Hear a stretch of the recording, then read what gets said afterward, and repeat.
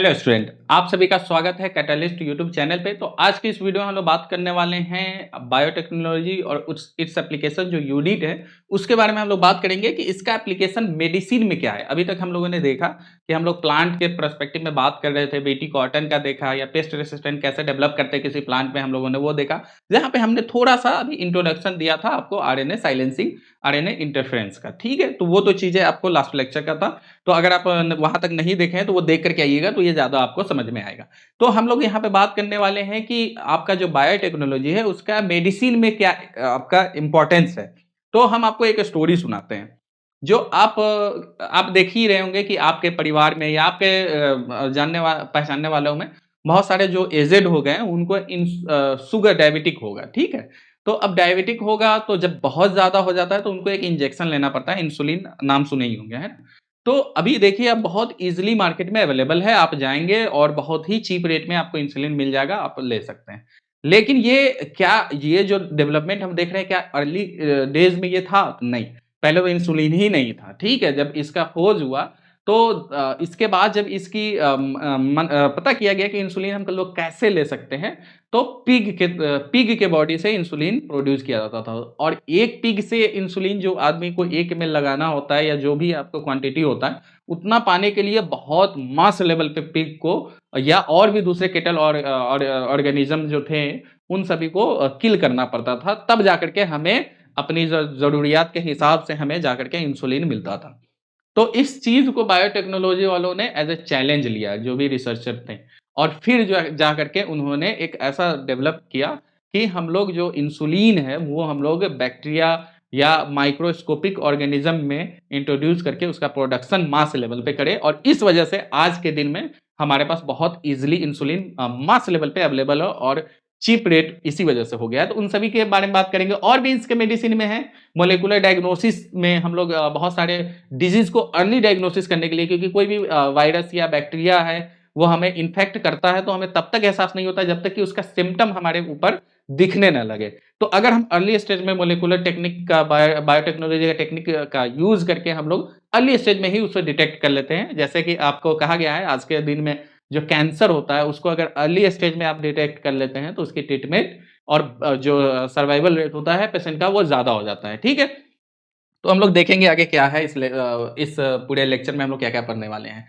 ठीक है? तो अब देखिए, the recombinant DNA technology process have made immense impact in the area of the health care by enabling the mass production of safe and more effective therapeutic drug, जो अभी तक हम लोग बता रहे थे कि जो रिकॉम्बिनेंट डीएनए टेक्नोलॉजी के थ्रू हम लोगों ने क्या आज के दिन में हेल्थ केयर में बहुत ज़्यादा हम लोगों ने अचीव किया है। अभी भी बहुत कुछ अचीव करना बाकी है, जिससे क्या हुआ है कि बहुत ज़्यादा हमें सेफ और मोर इफेक्टिव थेरेप्यूटिक आप कह सकते हैं ड्रग हमारे मार्केट में अवेलेबल है। Further the recombinant therapy do not introduce unwanted immunological responses. जो हम लोग एनिमल से अगर इंसुलिन निकाल करके अगर किसी पेशेंट को देते थे ना तो उसके बहुत सारे साइड इफेक्ट थे, या यूं कह सकते हैं इम्यूनोलॉजिकल रिस्पॉन्स था। क्यों? क्योंकि वो एनिमल था। एनिमल जैसे हमारे बॉडी में उसका कुछ भी गया तो एज ए फॉरेन सबस्टांस हमारा इम्यून सिस्टम उसे ट्रीट करता था और फिर उसे किल कर देता था, तो इसका इफेक्ट भी कम हो जाता था और हमारे पे बहुत ज्यादा उसके साइड इफेक्ट भी दिखता था। Is common in case of similar product isolated from non human source. At present about 30 recombinant therapeutic have been approved for the human use, है ना, वर्ल्ड वाइड 30 जो है आपको रिकॉम्बिनेंट थेरेप्टिक यूज किया जा रहा है दुनिया में। इंडिया में 12 उसमें से यूज किया जा रहा है, ठीक है। उसमें से एक क्या एग्जांपल हम आपको बताए हैं, इंसुलिन, जेनेटिकली इंजीनियर्ड इंसुलिन, ठीक है। ये इंसुलिन की अब हम लोग बात करने वाले हैं। Management of the adult onset diabetes is possible by taking insulin at regular time interval. Insulin used for diabetes was earlier extracted from pancreas of cattle pig, है ना। जो आप वहां पे जो भी जानवर काटे जाते थे उसके, और या खास करके पिग के आपको जो है उसके पैनक्रियाज से निकाला जाता था। Insulin from an animal source caused some patient to develop allergy और अदर टाइप ऑफ रिएक्शन। क्यों? क्योंकि हमारा बॉडी उसे, जो हमारा इम्यून सिस्टम है, उसे as a foreign particle identify कर लेता और उस वजह से क्या होता है कुछ पेशेंट में ये आपको रिस्पॉन्स देखने को मिलता था। Insulin consist of 2 short polypeptide. अब हम बात करने वाले हैं इंसुलिन के स्ट्रक्चर की। तो इंसुलिन की जो स्ट्रक्चर होती है, एक्चुअल में हम आपको यहाँ पे एक एग्जांपल दें तो आप देखेंगे कि उसमें 2 चेन होता है, ठीक है। एक मान लीजिए चेन ए और ये चैन बी है, ठीक है। ये दोनों जो है डाइसल्फाइड से जुड़े होते हैं, डाइसल्फाइड बॉन्ड इसमें आपको जुड़े होते हैं। डाइसल्फाइड कहने का मतलब है ना, इस तरह से दो दो सल्फाइड बॉन्ड से जुड़े होते हैं। लेकिन ये भी क्या होता है, इसमें भी क्या होता है, जब ये प्रो इंसुलिन जब होते हैं, प्रो इंसुलिन का मतलब क्या है वो भी हम आपको बताएंगे। ये क्या होता है कि आपस में एक और चैन से जाकर के जुड़ा होता है। तो ये क्या होता है, ये अभी जो आपका पेप्टाइड है, ये जो पॉलीपेप्टाइड है, ये अभी तक वो इंसुलिन नहीं है जो हमें चाहिए, ठीक है। तो हम लोग उसके बारे में हम लोग देखेंगे, स्ट्रक्चर आगे बात करेंगे। Insulin consisting two short polypeptide, ये जो हम लोग चैन ए और चैन बी की बात करें, यही बता रहा है कि दो शॉर्ट पॉलीपेप्टाइड चैन होता है, चैन ए और chain B, that are linked together by disulphide bond, है ना। ये डाइसल्फाइड बॉन्ड से दोनों जुड़ा होता है। यहाँ पे आप एग्जाम्पल देखिए, तो आप देख पा रहे होंगे कि ये प्रो इंसुलिन है। प्रो इंसुलिन में क्या है, ये एक आप मान लीजिए चैन ए है, ये आपका जो है चैन बी है, ठीक है। चैन बी है, ये एक जो है ये आपका ग्रीन कलर से चैन बी दिया गया, ये जो ब्लैक कलर से दिया गया है, यही आपका जो है ये क्या है, ये आप मान लीजिए कि कोई पेप्टाइड सी है, ठीक है। तो ये तब एक्टिव होता है जब ये आपको कट के हट जाए सी, और ये दोनों पॉलीपेप्टाइड आपस में बाइंड हुआ हो। तो यहाँ पे देखिए, यहाँ पे जो इंसुलिन है ये एक दूसरे से बाइंड हुआ, और ये जो पेप्टाइड सी है ये आपको फ्री हो गया, तब ये जाकर के ये इंसुलिन कहलाया। और जब तक ये बाइंड था वो इसको, इसलिए हम लोग प्रो इंसुलिन कहते हैं। तो ये मैच्योर हो गया, यही हमें चाहिए, maturation of pro insulin into insulin, है ना, ये आपको दिया गया है स्ट्रक्चर में। In mammal, including human, insulin is synthesized as a pro-hormone, है ना, like a pro-enzyme। pro-hormone जो भी आप देख पा रहे होंगे, जो आपको दिया गया था पिछला स्ट्रक्चर में, प्रो इंसुलिन की तरह आपको पहले ये क्या होता है, सिंथेसाइज होता है। फुल्ली मैच्योर तब होता है जब ये आपका जो एक्स्ट्रा चैन था पॉलीपेप्टाइड सी वो निकल जाता है, which contain an extra state called the C peptide, है ना। जब ये आपको बाहर जाएगा तब जाकर के आपका जो इंसुलिन है वो मैच्योर हो जाएगा। Polypeptide C है ना is not present in the mature insulin and is removed during the maturation into the insulin। तो इंसुलिन की जब सॉरी, तो इंसुलिन की जो मैच्योरेशन होता है उसमें जब आपको ये जब सी पेप्टाइड निकल जाता है तो ये मैच्योर हो जाता है। The main challenge of the production of insulin using rDNA technology, ये क्या था कि ये जो दोनों इंजाइम्स हैं, जो सॉरी दोनों प्रोटीन है, चैन ए और चैन बी दोनों को जोड़ना, ठीक है। हमें क्या, हमें मालूम है कि जो हमें बॉडी में जो इंसुलिन का फॉर्मेशन होता है उसमें तीन चीजें होती हैं, जिसमें चैन ए, चैन बी और जो सी पेप्टाइड होते हैं, जो पॉलीपेप्टाइड एक दूसरे को लिंक किया होता है। जब ये जब मैच्योरेशन स्टेज में जाता है तो सी पेप्टाइड फ्री हो जाता है और चैन ए चैन बी एक दूसरे से डाइसल्फाइड बॉन्ड के थ्रू ज्वाइंट हो जाता है। तो ये हमें चाहिए, हमें क्या चाहिए कि हमें चैन ए और चैन बी एक दूसरे से डाइसल्फाइड बॉन्ड के थ्रू ज्वाइंट हुआ। तो हम जब आरडीएनए के टेक्नोलॉजी से जब इंसुलिन का इंसुलिन प्रोटीन का फॉर्मेशन किए, तो हमें क्या सबसे बड़ा चैलेंज था कि इन दोनों को जो है, इस दोनों चेन को जो है आपको मिलाना, है ना। The main challenge for production of insulin using rDNA getting assemble into the mature form. तो इस चीज के लिए हम लोगों ने क्या किया, जो साइंटिस्ट थे 1983 में, इली lily is an American company prepared 2 DNA sequence, है ना। एक अमेरिकन कंपनी था, इन्होंने 2 डीएनए सीक्वेंस लिया जो किसके करस्पॉन्ड थे, ए और बी के। ह्यूमन इंसुलिन जो भी थे ना उसके करस्पॉन्डेंस ए एंड बी के, introduce into a plasmid E coli. अब देखिए हम लोगों ने, अब यहाँ पे हम ये बोलेंगे आपको समझ में नहीं आएगा अगर आपने हमारा पहले वीडियो लेक्चर नहीं देखा है शुरू से।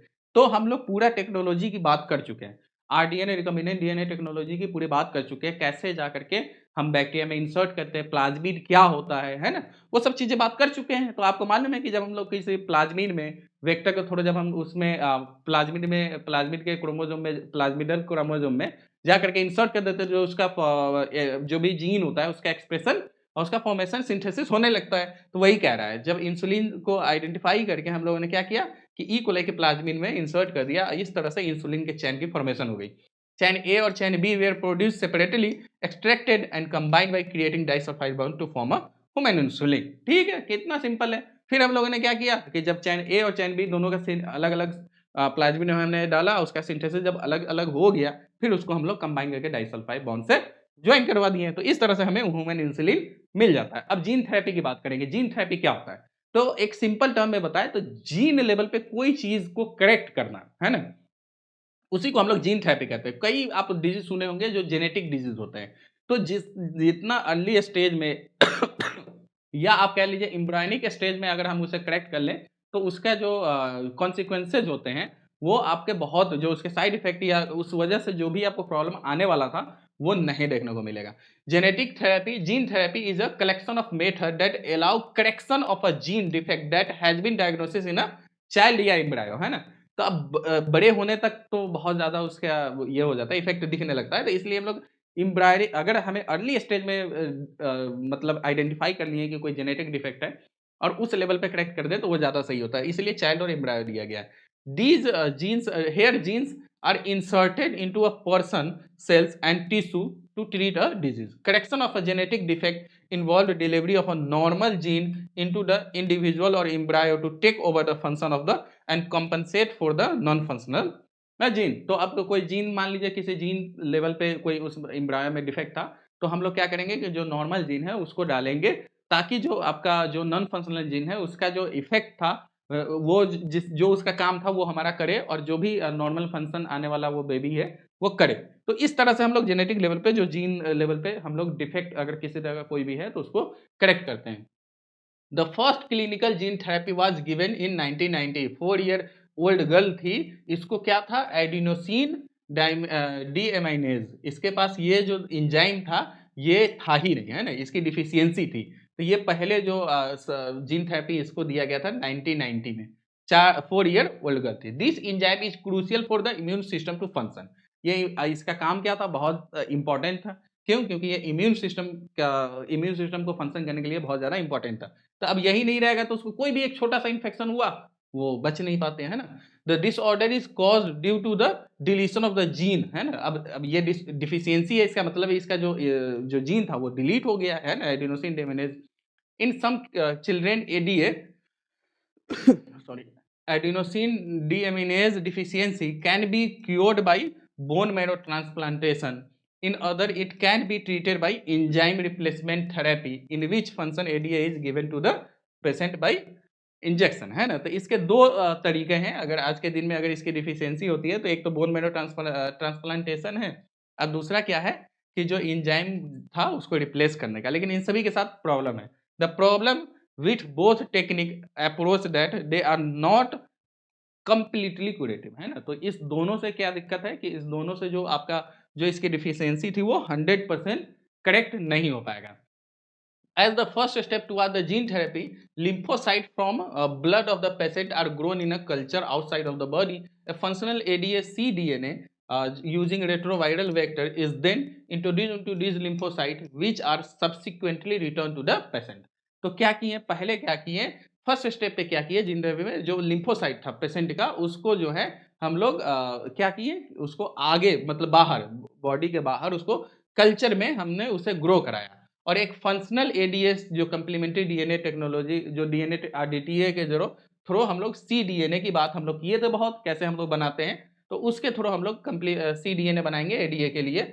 रेट्रोवायरल वेक्टर का यहाँ पे यूज करेंगे। ये सब हम लोग पहले डिस्कस कर चुके हैं, तो आप जब उस लेक्चर को अगर देखे हैं तो आप ज़्यादा कनेक्ट कर पा रहेंगे।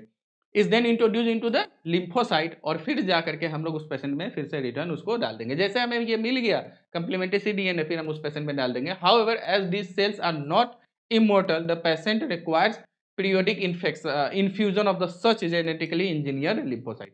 However, if the gene isolate from bone marrow producing ADA is introduced into the cell at early embryo stage, it could be permanently cured.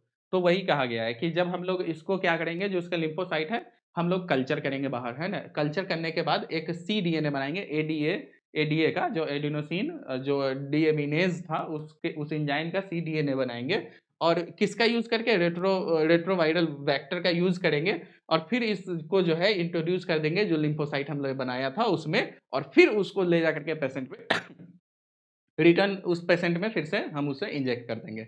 तो इस तरह से क्या होगा कि जो आपका जो उसमें डिफिशियंसी था वो क्योर्ड हो जाएगा। However as these cells are not immortal, the patient require periodic infusion, है ना? तो हम लोग थोड़ा पीरियोडिक इन्फ्यूजन देंगे, मतलब एक सिस्टमेटिक तरह से एक ड्यूरेशन, कुछ ड्यूरेशन के बाद हम लोग उसको इंजेक्शन देते रहेंगे। सॉरी, है ना? हाउएवर तो इस तरह से हम लोग इसको कर सकते हैं। अगर हम लोग एम्ब्रायनिक स्टेज पे, अगर अर्ली स्टेज पे ही हम लोग ये क्योर कर दें तो परमानेंटली जो प्रॉब्लम था वो सॉल्व हो जाएगा। तो इसीलिए हम लोग इसको जितना जल्द से जल्द हो सकता है इसको पहले आइडेंटिफाई किया जाए, इस डिजीज़ को एम्ब्रायनिक लेवल पे उसे क्योर कर दिया जाए। तो अब जो बेबी होने वाला है उसमें किसी तरह का कोई भी कॉन्सिक्वेंसेस देखने को नहीं मिलेगा। नहीं तो वो प्रॉब्लम करेगा आगे चल कर के। अब आइए मोलेकुलर डायग्नोसिस, जो हम आपको जब बता रहे थे, आउटलाइन बता रहे थे इस चैप्टर का, तो हम लोग मोलेकुलर डायग्नोसिस की भी बात किए थे कि अगर कोई बीमारी है, अगर हमें अर्ली स्टेज पे हम आइडेंटिफाई कर लेते हैं, तो उसका क्योर होने के चांसेस बढ़ जाते हैं। यूजिंग कन्वेंशनल मेथड डायग्नोसिस, तो अब हम लोग जैसे सीरम, यूरिन, ब्लड ये सब लेकर के अगर हम लोग कोई भी कोई भी डिजीज़ का एनालिसिस करते हैं तो इसमें टाइम लगता है, और ये सब तब हमें पता चलता है जब हमारे पे कोई सिम्पटम आया है। तभी हम लोग जाएँगे डॉक्टर के पास, डॉक्टर वो जाँच लिखेगा, वो फिर जा कर के जाँच होगा और तब जा कर के हमें आइडेंटिफाई होगा, है ना? ये कन्वेंशनल मेथड होता है। Early detection is not possible, इसमें जो है अर्ली डिटेक्शन नहीं पता चलता है। लेकिन रिकॉम्बिनेंट डीएनए टेक्नोलॉजी से पीसीआर का यूज़ पीसीआर का यूज़ करके हम लोग बहुत सारे, जैसे एक एलिजा टेस्ट होता है, ये बहुत फेमस टेस्ट है एड्स के लिए। तो इस सब टेस्ट का यूज़ करके हम लोग क्या करते हैं कि कुछ बीमारी को जो है अर्ली डिटेक्ट कर लेते हैं, वो होने से पहले ही हमें पता चल जाता है। और some of the techniques that serve purpose to early diagnosis. Presence of pathogen, bacteria, virus, etc. is normally suspected only when the pathogens produce a disease symptom, है ना? जो कि हम लोग बात कर रहे थे कि पहले जब तक ये बैक्टीरिया, वायरस जो भी है, जिस तरह का भी पैथोजन है, अगर उस सभी का जो आपको जब सिम्पटम आता है हमारे ऊपर, तब हमें पता चलता है कि हमें इस चीज़ का इन्फेक्शन हो गया है। तो इसलिए हम लोग क्या करते हैं कि कुछ टेक्निक का यूज़ करके हम लोग अर्ली डिटेक्ट कर लेते हैं। By this time the concentration of pathogen already very high in the body. तो जब तक हम लोगों को सिम्पटम आएगा, डिजीज़ होगा, तब तक क्या होगा कि ये जो पैथोजेंस है, इसके जो नंबर ऑफ सेल है, वो बहुत हाई हो जाएगा। फिर हमें क्योर कर पाना बहुत मुश्किल हो जाता है, या टाइम टेकन हो जाता है, या कुछ-कुछ ऐसे डिजीज़ जो क्योर भी नहीं हो पाते हैं, और वो डेथ कॉज़ कर देता है पर्सन का। However, very low concentration of the bacteria or virus at a time when the symptoms of the disease are not yet visible can be detected by amplified of the nucleic acid by the PCR। क्या करेंगे?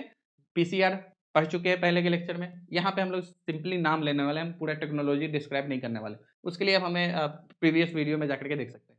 तो यहाँ पे हमने क्या किया कि अब देख लीजिए, जब पैथोजन अटैक हुआ है, हमारे बॉडी में हुआ है और उसकी जो नंबर है वो बहुत कम है। हम लोग क्या करेंगे, जहाँ से भी हमें सैंपल लेना है वो लिए, पीसीआर रन किए, उसके डीएनए एम्प्लीफाइड किए, और पीसीआर के थ्रू हम लोग डिटेक्ट कर लिए कि हमें ये बीमारी चल के होने वाला था, इसका इन्फेक्शन होने वाला था, और फिर हम लोग उसके हिसाब से जो भी ट्रीटमेंट है वो ले लेंगे। पीसीआर नाउ ये routinely used to detect HIV in a suspected AIDS patient, है ना? तो एचआईवी के जैसे अब मान लीजिए कि कोई किसी को थोड़ा हाई फीवर होने लगता है, जल्दी दवा से नहीं छूटता है, तो उसको क्या किया जाता है, उसको पीसीआर भेज दिया जाता है। एचआईवी के लिए एचआईवी टेस्ट लिख दिया जाता है कि आप जाइए, आप करवाइए, तो वो किसके थ्रू होता है? पीसीआर, है ना? It is being used to detect mutation in a gene and suspect of the cancer patient, जो कि हम लोग बता रहे थे शुरू में ही, पहले ही लेक्चर में हमने बताया कि कैंसर पेशेंट में भी हम लोग देख लेते हैं, अगर कहीं डाउट होता है डॉक्टर को, तो अर्ली डिटेक्शन के लिए ये सब आरडीटीए का यूज़ करके देख लिया जाता है। It is powerful technique to identify many other genetic disorders, है ना? इस तरह से बहुत सारे ऐसे डिसऑर्डर्स हैं जो हम लोग बहुत सारे आरडीटी का यूज़ करके, टेक्नोलॉजी का, बहुत सारे डिजीज़ का पहले ही पता कर सकते हैं। तो इस तरह से आप देख पा रहे होंगे। अच्छा, एक आपको हम एग्ज़ाम्पल अभी बताएँ, जैसे कि आप अभी जो ये आया था पैंडेमिक आया था कोरोना वायरस का, राइट? सार्स-कोव-2। तो इसकी इसीलिए क्यों किया गया कि सबका आरटी-पीसीआर उस समय जो लोग नहीं भी जानते थे कि पीसीआर क्या होता है, वो भी उस समय जानने के इच्छा अगर रखे होंगे तो वो जाने होंगे, कि देखे होंगे कि पीसीआर के थ्रू हम लोग क्या करते हैं। आरटी-पीसीआर सबको लिख दिया गया कि आप आरटी-पीसीआर कराइए। तो इसमें क्या होता है, एकदम माइन्यूट से माइन्यूट भी अगर इन्फेक्शन हुआ है आपको, इसीलिए कोई सिम्पटम नहीं है, हर रेलवे स्टेशन पे, हर पब्लिक प्लेस पे लगाया गया कि जिसको कोई सिम्पटम नहीं है फिर भी आप चेक कराइए। क्यों? क्योंकि अर्ली डिटेक्ट हो जाएगा तो आपको सेव कर लिया जाएगा, आपका जो ट्रीटमेंट है वो दे करके आपको बचा लिया जाएगा। क्योंकि जब हाई लेवल पे बहुत ज़्यादा हो गया, लोगों को जब शुरू में पता ही नहीं चला, कि हमें इन्फेक्शन हुआ है, और इस वजह से जब एकदम ज़्यादा उसका वायरस का नंबर हो गया, फिर कंट्रोल कर पाना पॉसिबल नहीं था, और इसलिए इस वजह से लोगों की डेथ हुई। तो आप उस समय देखें कि जो रिकॉम्बिनेंट डीएनए टेक्नोलॉजी था वो कितना इंपॉर्टेंट रोल प्ले करता है हमारे आज के दिन में मेडिसिन, और या कह लीजिए मोलेकुलर डायग्नोसिस में। A single stranded DNA और RNA tagged with a radio active molecule जिसको प्रोब कहते हैं, allowed to hybridise to its complementary DNA और clone of the cells followed by detection using autoradiography. तो ये एक थोड़ा सा टेक्निक आपको बताया गया है जो कि हम लोग पहले पढ़ चुके हैं। जैसे कि सिंगल स्ट्रैंडेड डीएनए या आरएनए, उसको क्या किया हम लोग, कोई रेडियो एक्टिव प्रोब ले लिया है ना, जिससे फ्लोरेसेंस मिले, उसको टैग कर दिए है ना। अब उसका जो कंप्लीमेंट्री वो जा करके डीएनए से बाइंड करेगा, और जब कंप्लीमेंट्री डीएनए से बाइंड करेगा उसका जो क्लोन का उसका क्लोन बनेगा, और उसको हम लोग जा करके रेडियो ऑटो रेडियोग्राफी जो भी होते हैं, जो भी जेल होते हैं, वो चला करके हम लोग देखेंगे कि वो प्रोब कहाँ पे फ्लोरेसेंस दे रहा है। तो इस तरह से हम लोग आइडेंटिफाई कर लेते हैं कि जो double standard DNA, single standard DNA या आरएनए हमने दिया था, उसमें प्रोब लगाया था, अब वो कहीं पे जा करके स्पेसिफिक बाइंड कर रहा है, तो वो हमें आइडेंटिफाई हो जाता है। वो स्पेसिफिक अगर किसी बैक्टीरिया का जीन का प्रोब था, या वायरस के जीन का, स्पेसिफिक वायरस के जीन का प्रोब था, तो हमें पता चल जाएगा कि ये अच्छा, ये वायरल इन्फेक्शन है, ये वायरस का जीन इसमें इस सेरम में हमें पाया गया है। तो इस तरह से हम लोग डिटेक्ट करते हैं। The clone having the mutated gene will hence not appear on the photographic film because the probe will not have complementary with the mutated gene. अगर उस मान लीजिए कि जो क्लोनिंग हुआ है उसमें अगर म्यूटेशन है, तो फिर म्यूटेशन में क्योंकि कंप्लीमेंट्री बनेगा ही नहीं 100%, तो वो जाकर के बाइंड ही नहीं करेगा। इलिसा जो है बेस्ड इसी प्रिंसिपल पे हुआ है कि एंटीजन एंटीबॉडी इंटरेक्शन, है ना। Infection by pathogen can be detected by the presence of antigen, है ना। अब मान लीजिए कि कोई एंटीजन है, एंटीजन क्या करेगा, वो जाकर के एंटीबॉडी पे बाइंड करेगा। तो एंटीजन क्या होता है, प्रोटीन या ग्लाइकोप्रोटीन, है ना। तो ये जाकर के उससे क्या एंटीबॉडी से बाइंड करता है, और ये जो प्रोब है, प्रोब जो उसमें फ्लोरेसेंस लगे होते हैं, उस तरह से वो जाकर फ्लोरेसेंस देता है, और इसी तरह से हम लोग डिटेक्ट करते हैं किसी वायरल इन्फेक्शन का। ठीक है। तो आपको यहाँ पे बहुत ज़्यादा डिटेल में हम लोग नहीं पढ़े हैं कि एलिसा क्या होता है, कितने तरह के होते हैं, कैसे ये टेक्निक काम करता है, नहीं हम लोग ये बिल्कुल नहीं पढ़े हैं। बट एक छोटा सा जो आउटलाइन है एलिसा का, कि वो होता क्या है, एलिसा हम लोग उसका प्रिंसिपल क्या है, किस तरह से वो काम करता है। तो एंटीबॉडी एंटीजन इंटरेक्शन के प्रिंसिपल पे काम करता है। इसी तरह से हम लोगों ने पहले देखा कि पीसीआर का यूज हम लोग कैसे कर रहे हैं। तो इस तरह से आपके मोलिकुलर डिटेक्शन में अर्ली डिटेक्शन के लिए ये बहुत इंपॉर्टेंट हो जाता है टेक्नोलॉजी। तो आपका जो ये पार्ट था, आपका बोले मेडिसिन में जो इसका यूज़ था, ये यहीं पे खत्म होता है। नेक्स्ट लेक्चर में हम लोग बात करेंगे इसके कंटिन्यूएशन में। तो आज के वीडियो में बस इतना ही। यहाँ तक आने के लिए आपका शुक्रिया।